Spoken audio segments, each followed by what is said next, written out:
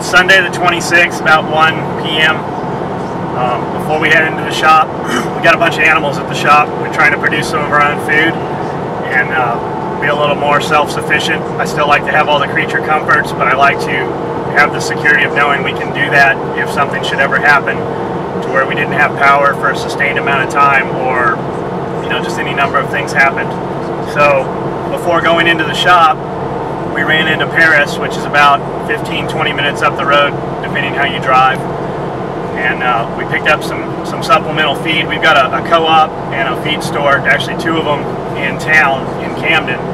But we wanted some different stuff for the goats and just some metal containers and feed stuff that they didn't have. So we ran in there and picked up also 20 bales of pine wood shavings that we use in our nest boxes, and we use them for the rats, for the reptiles. We've got a bunch of reptiles. Some of you guys know, some of you don't. We'll show some of that stuff too. But it's nice moving from San Diego to Tennessee. They've got Tractor Supplies and co-ops and Rural King.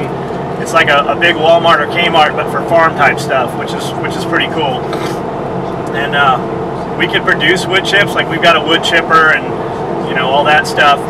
But it's so labor intensive to do that. Should we need to do it, we could definitely do it.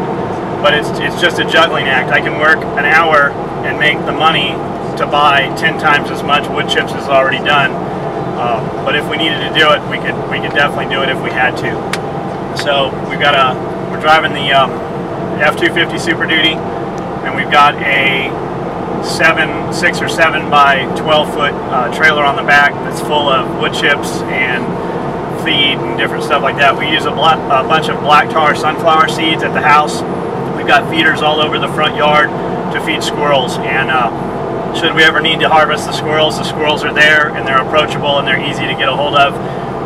Shoot them with a pellet rifle, trap them with a rat trap or whatever it is. We don't harvest them very often. Really, we don't harvest them at all, but we feed them so that there's a heavy population. Should we ever need them, they are there.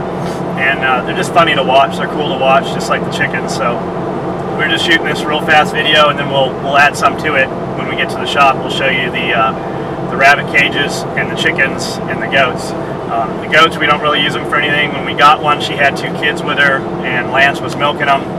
But we just never did anything with the milk. We just wanted to see, what was involved with doing it. So we did that.